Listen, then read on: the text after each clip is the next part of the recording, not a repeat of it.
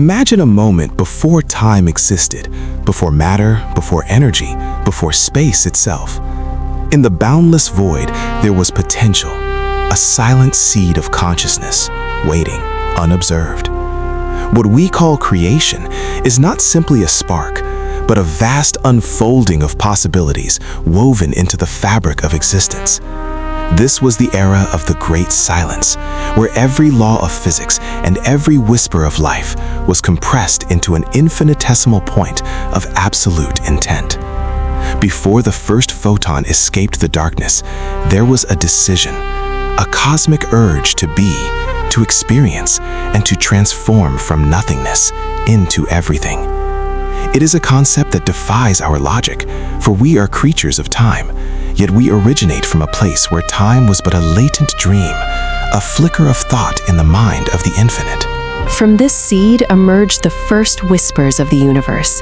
A symphony of creation began, space expanding, time flowing, energies dancing. Philosophers have called it the primordial source. Mystics have felt it as the heartbeat of divinity, and science now measures its echo in the cosmic microwave background. Think of that first expansion, not as an explosion, but as an inflation of thought into reality. The universe did not merely happen, it sang itself into being. The fundamental vibrations of that moment still resonate within every atom of our bodies. We are the direct descendants of that initial breath, a breath that took billions of years to cool, to settle, and to find its voice through the medium of consciousness and the language of the soul.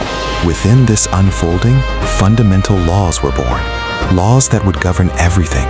The rise of order from chaos, the subtle balance between attraction and repulsion, the invisible scaffolding shaping galaxies, stars, and planets. Dark matter, invisible yet mighty, provided the skeletal framework. Dark energy, elusive and mysterious, fueled the accelerating expansion of this cosmic canvas.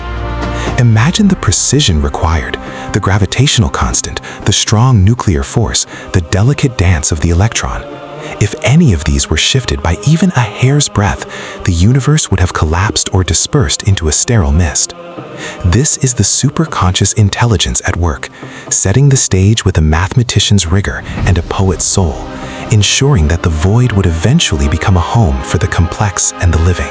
Then came matter, the building blocks of worlds, of oceans, of life. At first, it was simple. Hydrogen, helium, carbon, nitrogen, oxygen, the ingredients of everything we know.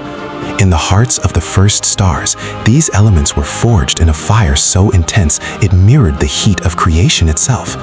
When those stars reached the end of their lives, they did not simply vanish. They gifted their heavy elements to the cosmos in spectacular supernovas. And in quiet corners of the universe, under perfect conditions, these elements began a miraculous dance.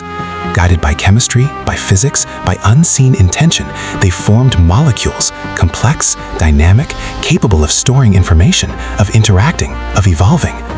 This was the birth of the tangible, where the abstract laws of the universe finally found a physical form to inhabit and explore. Here, in the crucible of cosmic chemistry, consciousness and matter met.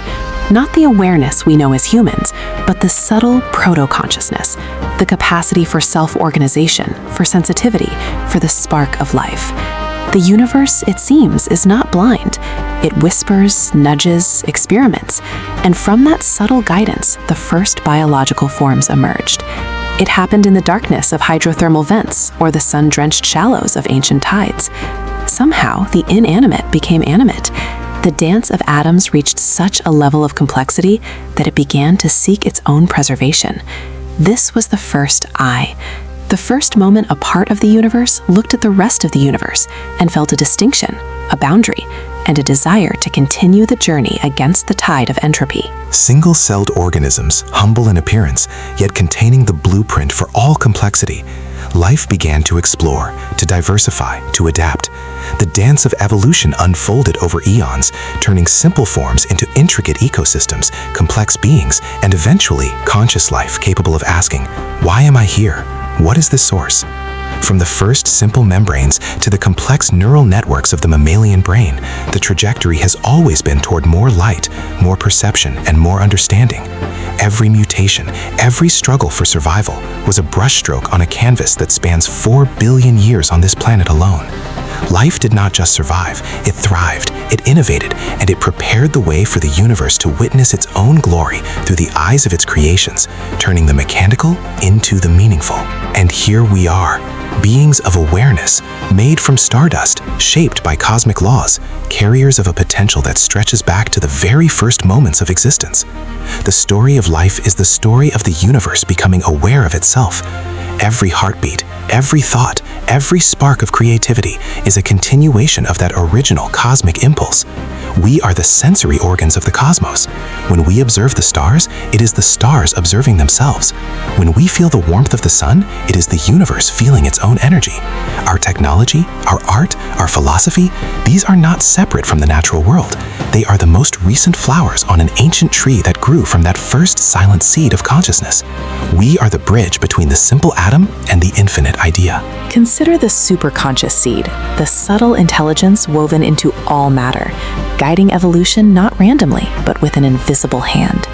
Science glimpses its footprints in DNA, in the fine-tuned constants of physics, in the astonishing emergence of order from chaos. Philosophy names it logos, mystics calls it Brahman or Tao, and perhaps it is simply the whisper of creation, waiting for us to recognize ourselves as part of it. It is the realization that there is no us and them, no human and nature, no observer and observed. There is only the singular unfolding process of being.